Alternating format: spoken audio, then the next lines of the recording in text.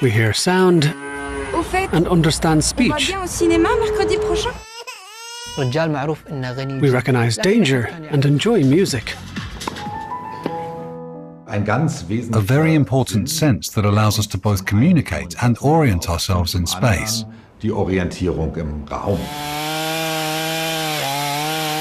But we often overstrain our hearing. Ask too much of our ears too often, and our auditory senses can disappear. The worst was when I had a vertigo attack at a gig and fell over at the DJ booth. Nobody knew what was going on, that it was coming from my ear. Music can calm us, heal us, and even motivate us. Hearing is a gateway to the world, but silence is important too. I like going for walks, I ride my bike, and I go to the sauna. It's a good way to wind down. I do quiet activities when I'm not working. None of our senses are as sophisticated as our sense of hearing. So why are we so careless with it?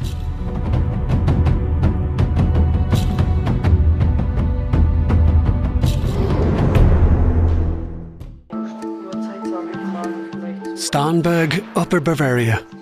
Bernhard Junge-Hulsing treats primarily children.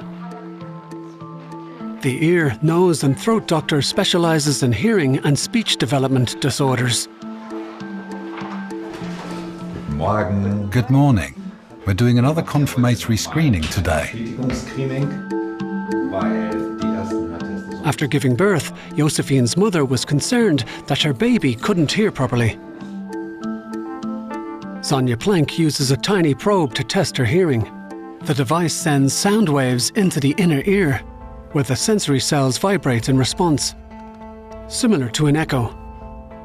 The probe then measures the strength of the reflected signals. If there is no response or the results are very weak, it could be a sign of hearing damage. Early diagnosis is also important because you can intervene early and ensure speech and intelligence develop normally. We perceive the world through our sense of hearing, even in the womb. Embryos begin acknowledging acoustic signals and voices in about the 20th week.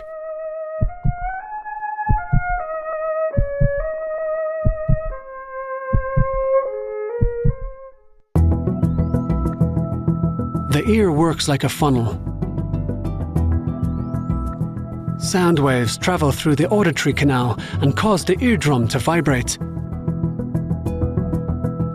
The auditory ossicles, the hammer, incus, or anvil, and stirrup guide the sound into the inner ear.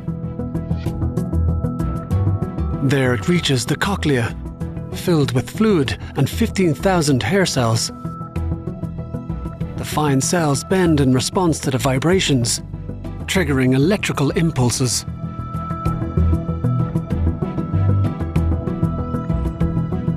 The auditory nerves then send these impulses to the brain.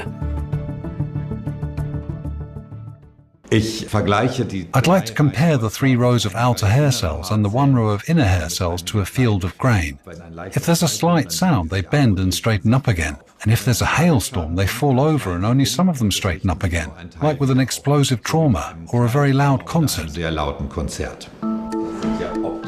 The fine hair cells can no longer regenerate once destroyed. Let's look at the results. In Germany, approximately every 1,000th child is born with a severe hearing defect, usually genetic. Perfect response rate. 100% on the right, 96% on the left. Little Josefina's hearing is perfect. Exams like this are now standard in Germany. Newborn hearing screening is very important because hearing plays a key role in the overall development of language and intelligence. And we used to diagnose it far too late. First at 4 years old, then at 2.5, and now before 6 months. Hello, nice to see you. In addition to genetic defects, The most common causes of hearing disorders are illnesses during pregnancy or infections such as measles, mumps, and scarlet fever. But the biggest enemy of our ears is noise, especially in everyday life. A typical daycare centre in Gronau. The Familie Zausewind team looks after 23 children. The 2 to 6-year-olds have a lot of energy. The noise is stressful not only for them, but also the staff. The daycare is consistently loud all day. Background noise for 8 working hours a day is stressful. Children are very loud by nature.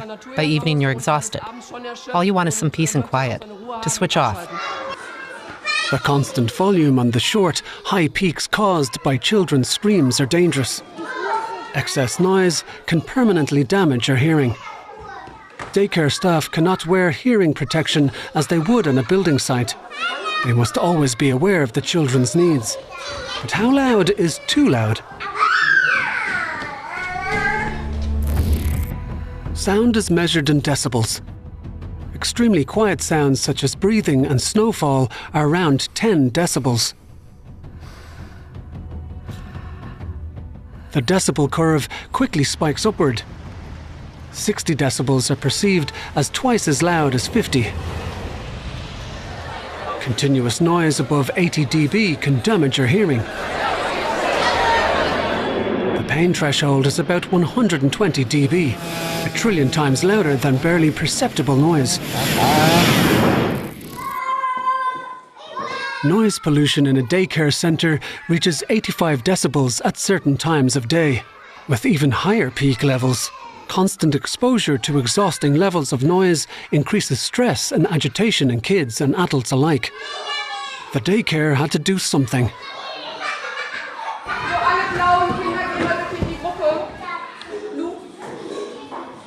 The team decided to reduce the size of groups for certain activities, dividing the children among several rooms.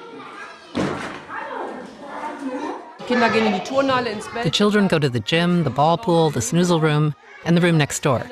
We also have external educators who play with other groups so that the children aren't in one big group, and it's a bit quieter. There are also rest hours when everyone can relax. There is peace and quiet when eating, reading aloud and drawing. Noise can drive up blood pressure and heart rates, leading to other illnesses over the long term. Turntables, sound mixers and loud music were long just a part of Thomas Sunda's life. He was a full-time DJ where high volumes and constant stress were just in a day's work. The 49-year-old piped good vibes from the DJ booth to weddings, anniversaries and big birthday parties. Then one day, he collapsed. I had a vertigo attack in the middle of a gig. It was so severe that I fell over and I couldn't find my bearings at all. Somehow I still managed to call for help because nobody around me knew what was going on, that it was coming from my ear.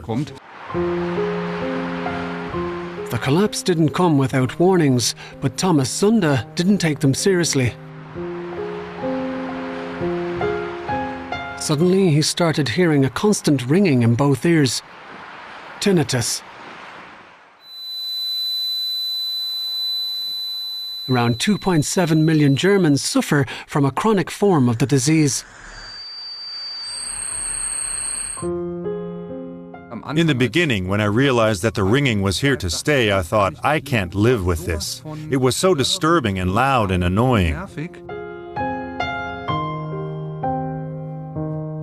Tinnitus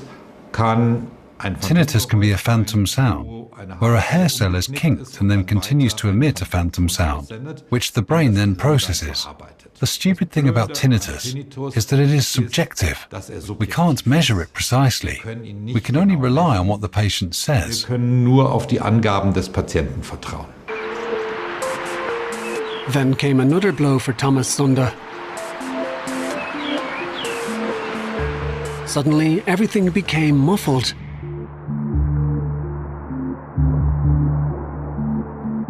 I woke up and suddenly felt like I had cotton in my ear. But there was none, and everything was muffled on one side. The exact causes of sudden deafness are not yet fully understood. Sudden hearing loss usually occurs on one side. It is always a circulatory disorder, i.e. the inner ears are not receiving enough oxygen. Then came the final collapse. Thomas Sunde had a vertigo attack during a gig. He fell. An ambulance took him to a hospital. It took him months to get back on his feet. Then he realized that he had to fundamentally reorganize his life. And I thought, what do I do now? People had paid in advance. I had commitments. I didn't know how to sort it out. I also didn't know what I'd do next, work-wise. Parties and music used to be his life. Today, he rarely goes to clubs. The booming bass and loud sounds are too exhausting for his hearing.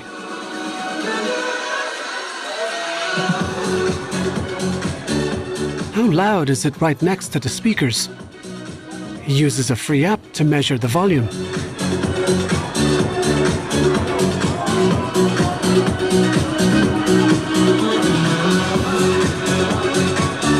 Over 100 decibels. Continuous noise above 85 decibels is dangerous. Just 25 minutes of exposure to noise can cause permanent damage. The noise is too much for Thomas Sunde, even with the custom earplugs he's worn since the attack. This is what it sounds like to him. The earplugs are individually molded from an impression of his inner ear. This type of hearing protection can cost several €100. The sound is retained, just quieter. It's so loud that my body is reacting, and I'm nervous about my ears, because my ears are already my weak point, and it makes me super uncomfortable. Thomas Sunde is not an isolated case. A new study from the US shows that more than 1 billion young people worldwide are already at risk of hearing loss. A corporate canteen in Winnenden, not far from Stuttgart. A busy time for the kitchen staff. More than 1,400 meals need to be served soon.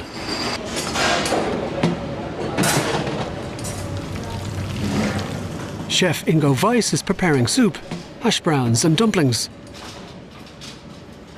Working in the canteen is stressful and loud.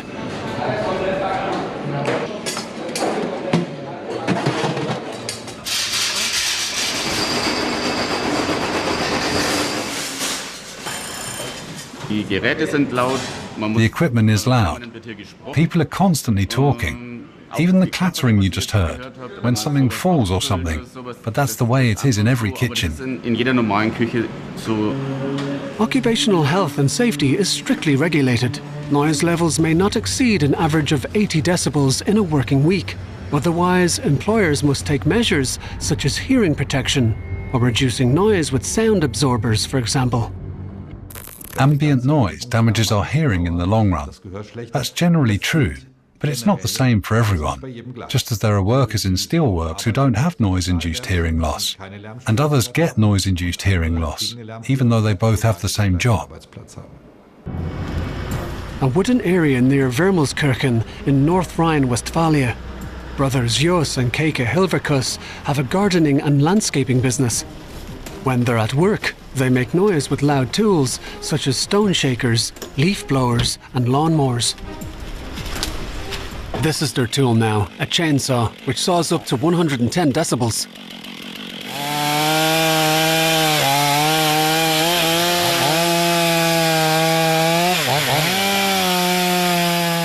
The landscapers protect their hearing.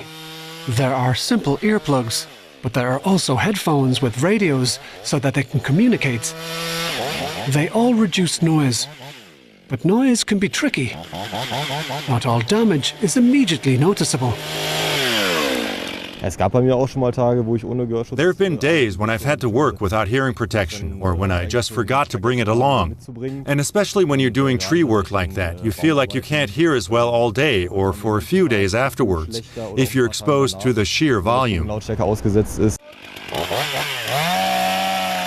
Noise-induced hearing loss develops over years and usually goes unnoticed for a long time. Unlike other organs, the sense of hearing does not regenerate. We live in a loud world, and our hearing is needed all the time, and so is our brain. That's not healthy at all. Keike and Jos Hilverkus make firewood at 100 decibels. Because they are professionals, they protect their hearing. Anyone who works in their own garden or house with machines should take a page out of their book. But many people find hearing protection annoying at home. The Radboud University in Nijmegen in the Netherlands is a research centre with 22,000 students. James McQueen heads the university's Centre for Cognition. He's interested in just how our brain processes and perceives sound waves. He and his team are looking at a digital brain model. The researchers have localized the areas of the brain that play an important role in hearing and understanding.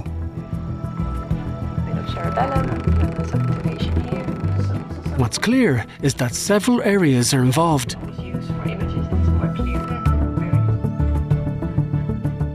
The brain makes many decisions in microseconds. When you hear any sound from your ears, one of the first things that you have to do is decide whether you're hearing something that's actually language as opposed to other kinds of environmental noises, like a dog barking. And when the decision has been made that this is language, then you start to, in your mind and in your brain, to do the work of trying to extract the sounds, the vowels and consonants that make up the word. James McQueen and his team have decoded the rules of speech comprehension. Our brain compares the new impulses with the auditory impressions we're already familiar with. We understand things that sound familiar to us. A kind of memory, a dictionary, is stored in the brain. So our mental dictionary is effectively a store of the knowledge that we have of the words that we've heard earlier in our lives. When we hear a word that somebody says to us, we have to make contact with that stored knowledge in order to be able to understand what someone's saying.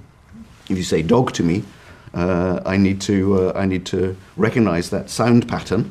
I also need to recognize what a dog is. And I do so by looking that information up in my mental dictionary. Our sense of hearing does amazing things. For example, it can simply block out disturbing sound waves from a background noise.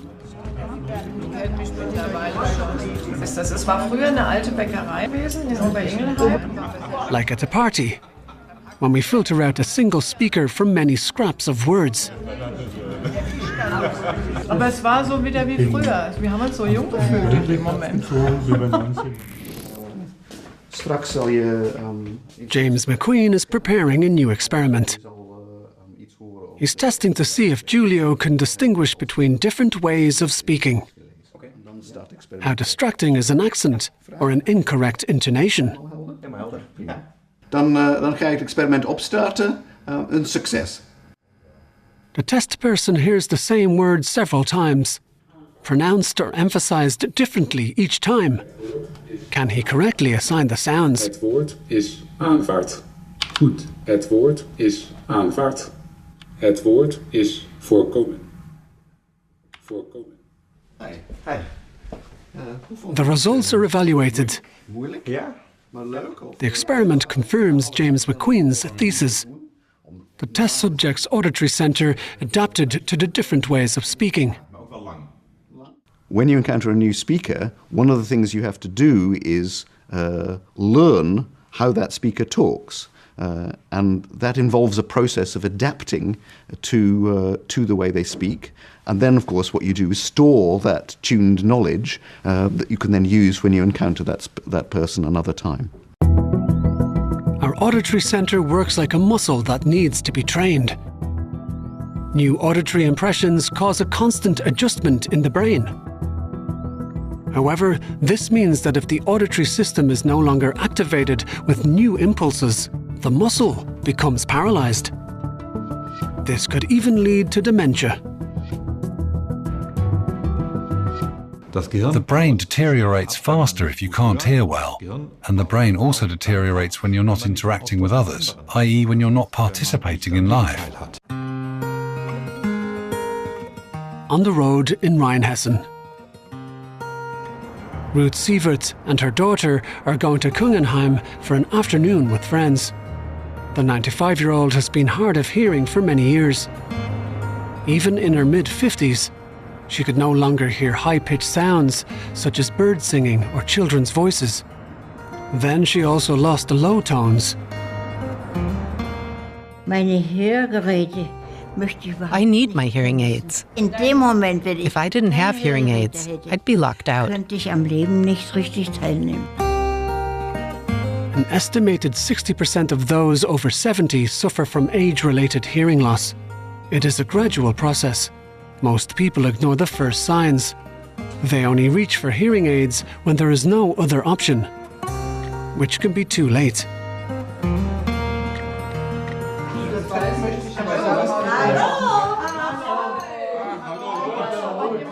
A warm welcome from old neighbours.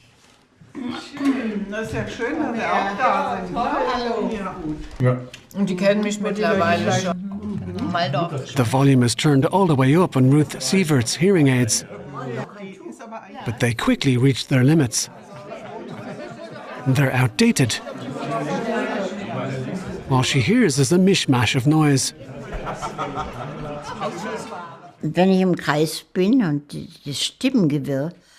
When I'm in a circle, the voices can be unpleasant. And that's when you withdraw. Und da zieht man sich halt auch immer wieder zurück. You can't always tell by looking at people how much they understand. Those who hear well themselves often show little consideration for the limitations of the hearing impaired. Ruth Sievert found it increasingly difficult to follow conversations at the table. Es ist vielleicht auch ein bisschen peinlich. It's also embarrassing, having to ask again and again. You don't want to, so I don't. Dann lass ich's. Untreated hearing loss and poorly adjusted hearing aids can have serious consequences. People with hearing loss become withdrawn. They become lonely and depressed more often. This is why timely treatment is important. Ruth Sievert had to concentrate more and more to take part in conversations.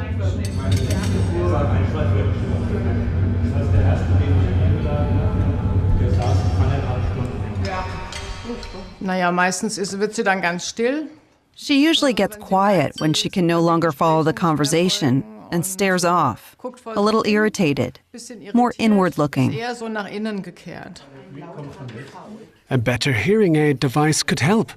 They need to be serviced and readjusted 2 or 3 times a year. Otherwise, communication can be frustrating. Ich finde es einfach wichtig, sie rauszuholen. It's important to change her environment and to reintegrate her into another group so that she learns something new, so that she has other people to talk to, so that she has the feeling that she's taking part. Hearing aids can give back sounds that were thought to be lost, and with them a better quality of life. Back in Hamburg, at Thomas Sunder's new workplace, the former DJ has begun advising others with hearing loss. Come in, you've already got them on. Thomas Sunder trained as a hearing aid acoustician and knows from experience that many are initially ashamed and uncertain when they come in. Over 3 million people in Germany wear hearing aids, just a small proportion of the hearing impaired. Many people think they're old because they have a hearing aid, like first comes the hearing aid, then the walker. But I actually feel like one of the older people when I'm in a group and can't converse because I can't understand the people around me. Hearing aids are actually something that makes me young. People can only hear sound waves between 16 and 20,000 hertz. Hertz refers to the pitch, or the vibrations of sound waves per second. The faster the vibrations, the higher the frequency.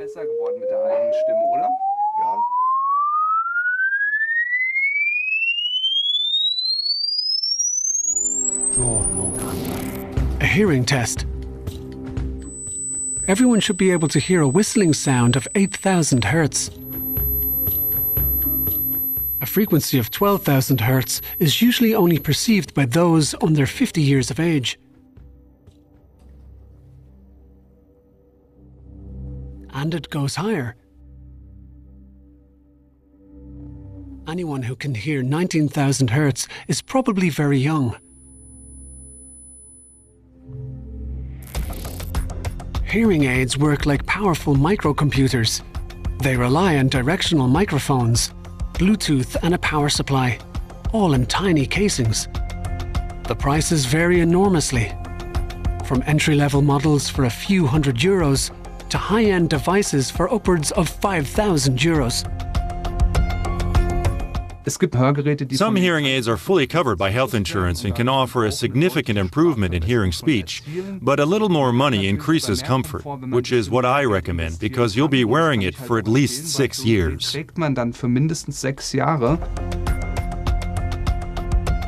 Hearing aids are getting smaller and smaller and are difficult for older people to use.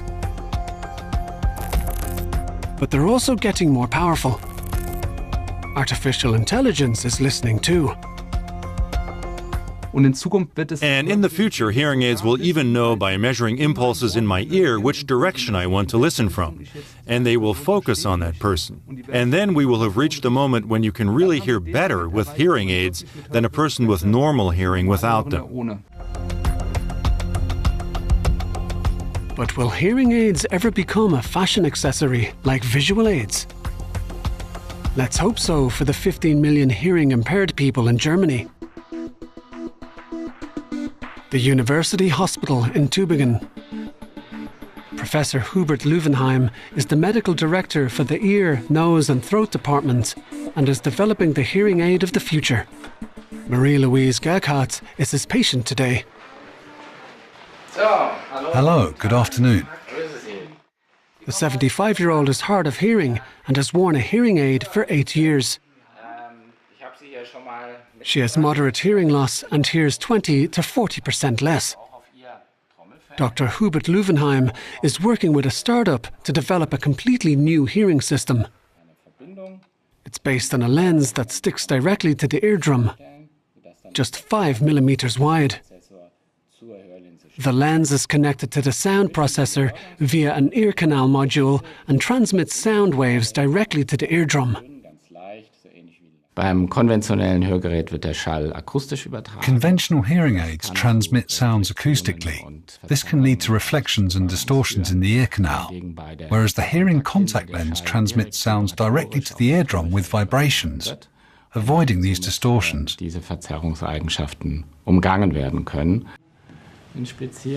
Marie-Louise Gerkhardt is one of over 20 people testing the new hearing system for a week. That's great. Looks good. The ear canal is clear. Let's get the camera. The hearing contact lens is custom made because every eardrum is different. The doctor uses a specially developed camera to measure the ear canal. I can see the eardrum well. The data goes directly to Mannheim.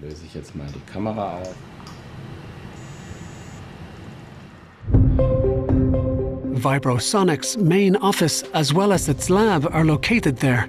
Dominik Kaltenbacher and his team have been working on the hearing contact lens since 2016. It's now almost market ready.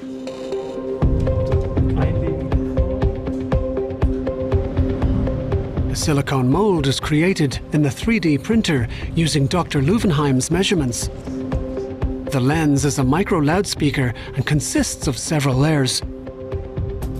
Silicone serves as the base. Metal and ceramic layers ensure that the eardrum vibrates. Precision work that calls for a microscope. The lens must later adhere directly to the eardrum. The layers of the lens are extremely fine, even thinner than a human hair. Wonderful, everything looks good. Correct. Juliana Wunder tests the function before it leaves the lab. The test patients currently wear the contact lens for 3 months. Then it has to be replaced.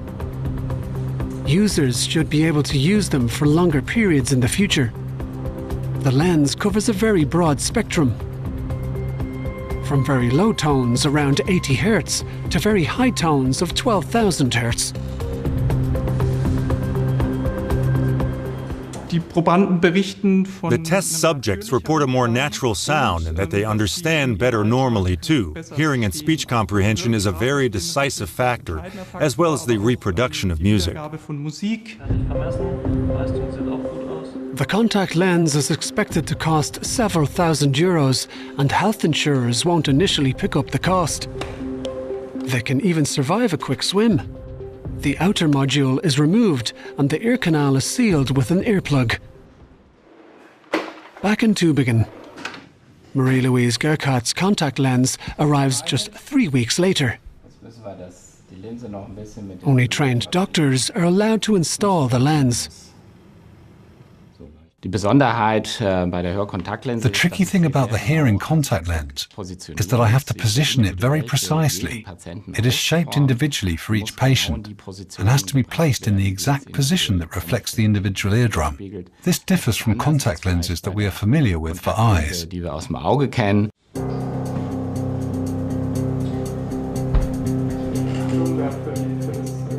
Dr. Leuvenheim carefully inserts the contact lens into her ear and places it on the eardrum.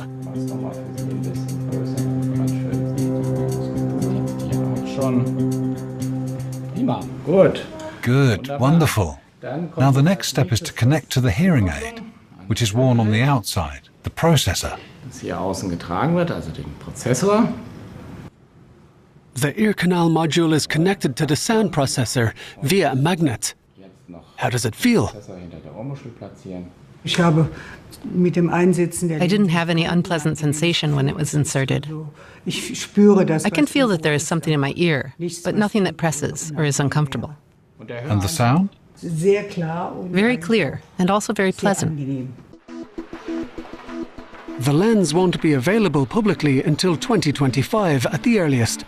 Tests and clinical trials have not yet been completed.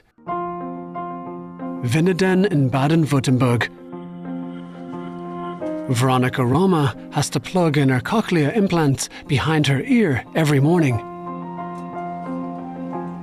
An aid for the severely hearing impaired and deaf.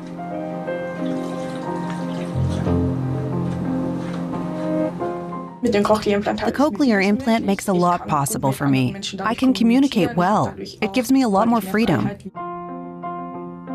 The 19-year-old's hearing loss is congenital, caused by a genetic defect shared by her twin sister Dominika.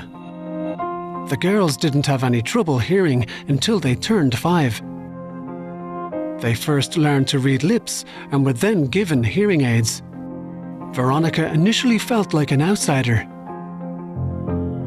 In 5th and 6th grade, I often hid my hearing aids because it was uncomfortable to have something that others didn't. Hearing aids were eventually unable to compensate for their hearing loss. When she was 12, Veronica decided to take the next big step: cochlea implants. Only about 5,000 implants are estimated annually in Germany. even though hundreds of thousands of people with hearing loss could benefit from them. Many feared the surgery, which includes removing part of the skull. Cochlear implants have two major components. The outer device, a sound processor with microphones, is attached to the head by a magnet. The inner device is placed under the skull during surgery. Microprocessors convert the audio signals into electrical impulses and transmit them to the cochlea. There, the electrodes stimulate the auditory nerve and transmit the signals to the brain. Surgery in both ears went very well, but it took her several months to get used to the implants, known as CI for short.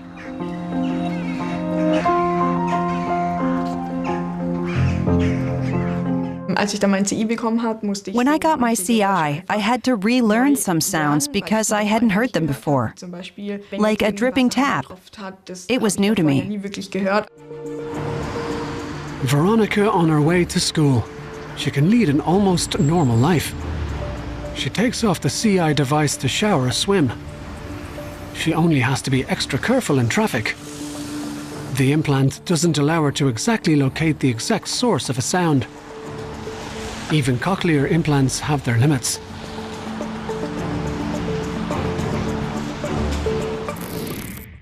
With directional hearing, sound waves first hit the ear facing the source of the sound. The other ear perceives the sound with a delay and at a different frequency. The brain uses this information to localize a sound.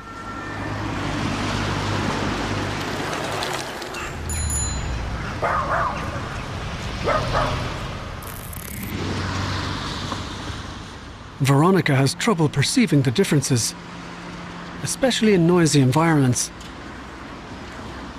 I have to pay more attention in traffic. If there's a car behind me, for example, I often don't notice it. Veronica is currently getting her driver's license. She's allowed because she has no vision or balance problems. Veronica attends Paulinenpflege, a school for young people with hearing and speech impairments. She hopes to graduate in 2025. Each class is limited to 12 pupils. Right? That you already said is in. A PA system supports the classes. It transmits speech signals directly into cochlear implants. Everyone uses microphones. And palm oil industry and cattle farms. The sound is transmitted directly into Veronica's inner ear. A babble of voices also stresses the implant. During the break, it's very stressful when there are lots of people around me, because it's louder, and then it's harder for me to understand the individual people when they want to say something directly to me. A long day ends. She and her roommates agreed to meet at home and cook. Veronica is upbeat, and the implants have become part of her personality. If I didn't have CIs, I would be deaf and would probably be in a completely different place in life. Veronica would like to become a teacher. The hearing impaired are often limited in career choices. A lot still needs to change in society so that the hearing impaired have the same opportunities as the hearing. Neuroscientist Tobias Moser is improving conventional cochlear implants at the Göttingen campus. Instead of using electrical impulses, he uses light to stimulate nerve cells. Researchers place an optical fiber chain in the inner ear and activate the cochlea with a sound.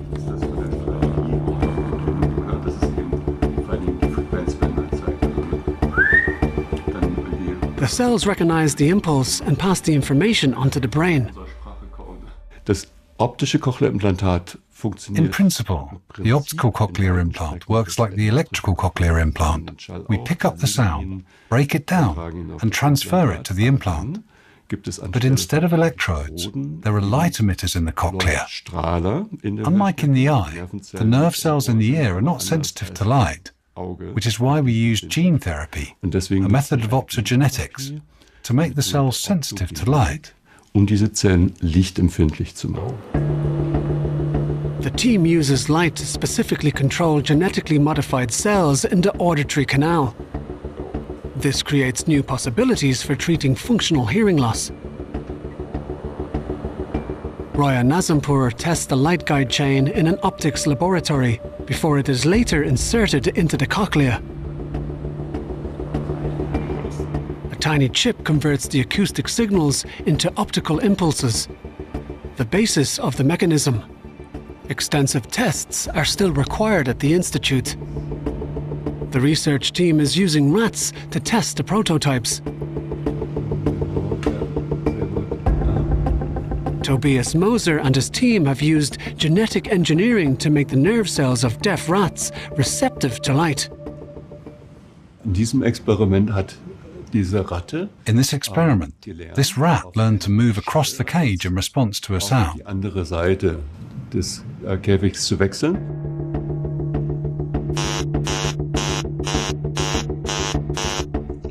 And right now, it can hear that with light. The tests are promising.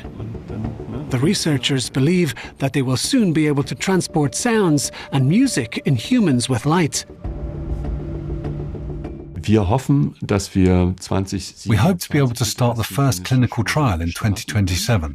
And what we want to achieve is more natural hearing than with the electrical cochlear implant. Natural means that it sounds more normal. We have greater variety. We can follow melodies. And above all, we can understand speech better amidst noise. Listening to music, understanding speech, and experiencing sounds, our sense of hearing is a valuable treasure, but we usually appreciate this far too late. When my hearing was damaged, I realized that I hadn't appreciated my hearing enough. And you really only become aware how valuable it is when it's gone. It's worth taking care of our hearing from a young age. It allows us to appreciate it for far longer.